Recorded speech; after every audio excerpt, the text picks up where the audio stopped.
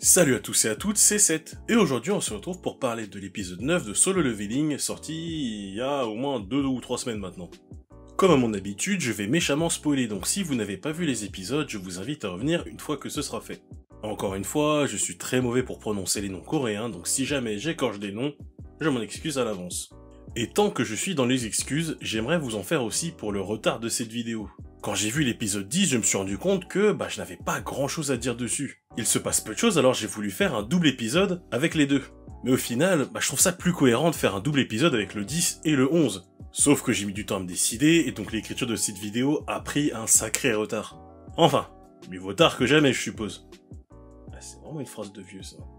Ce 9ème épisode était bien sympa et nous donnait pas mal de choses. C'est cette partie-là dans le manhwa qui m'avait fait apprécier le personnage de Kim Sang-sik. Déjà, le voir avec sa famille juste avant était touchant, mais le fait qu'il veuille présenter ses excuses à Jinwoo pour l'avoir abandonné montre qu'au final, c'était pas un mauvais gars. Et on sent que c'est une culpabilité qui le hante. Il dit un truc, et c'est d'ailleurs ce qui m'a marqué, c'est qu'il ne pense pas que Jinwoo lui pardonnera, mais il veut quand même s'excuser. Et je trouve que c'est une belle façon de voir les choses, car beaucoup de gens oublient que présenter des excuses, c'est bien, mais la personne en face n'a aucune obligation de les accepter. Au final, ces excuses sont belles mais laissent un petit goût amer parce qu'il meurt juste après. C'est d'ailleurs la première fois depuis un moment que Jinwoo a une réaction aussi émotive. Lui demander comment il pourrait continuer à lui en vouloir s'il n'est plus en vie est une sympathique façon de lui dire qu'en dépit de tout ce qu'il s'est passé et de la rancune qu'il peut potentiellement avoir envers lui, il ne souhaite pas pour autant sa mort.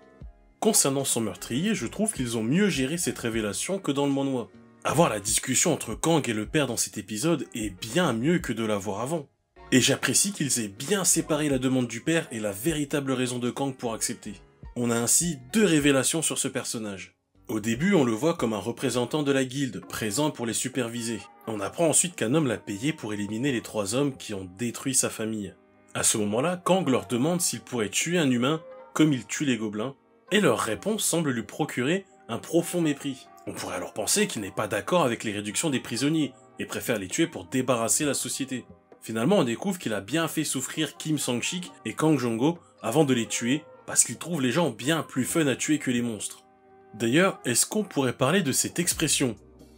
Elle est géniale, le gars n'a presque même plus l'air humain. Et comme prévu, Koki Uchiyama était parfait dans ce rôle. Sa voix collait tellement bien avec la personnalité de Kang, dans les moments calmes, les moments où son côté sadique ressort, mais aussi quand il donne un avertissement à Jinwoo juste avant de mourir. Ça me rappelle le passage dans My Hero Academia où Shigaraki explique que les causes de l'émergence des vilains sont les héros et la société. Il est quand même très doué pour interpréter les personnages un chouïa tordus. D'ailleurs, on a aussi une petite critique de la société ici. Il semblerait que les chasseurs emprisonnés pour leurs crimes soient en mesure d'obtenir une réduction de peine s'ils participent à des donjons. Personnellement, je trouve ça assez horrible et irrespectueux pour les familles des victimes. Les 3 prisonniers ont clairement mérité le sort qu'ils ont subi. Je ne me lancerai pas plus dans le sujet, mais je trouvais ça intéressant qu'il soit abordé dans cette œuvre. En tout cas, le combat contre Kang était assez stylé. Au début, j'avoue avoir trouvé l'animation un peu trop rapide. Les images s'enchaînent assez vite, mais c'est moins choquant dans la deuxième partie du combat. Au final, l'animé parvient à donner une impression de vitesse assez impressionnante et fluide. D'ailleurs, j'aime beaucoup l'effet de particules qu'ils ont utilisé pour le sort de camouflage. On dirait du sable ou de la poussière, c'est sympa, j'aime bien. J'ai trouvé très sympa le petit clin d'œil à Goku qui s'échauffe qu'ils ont placé dans l'épisode, en hommage au décès de Toriyama.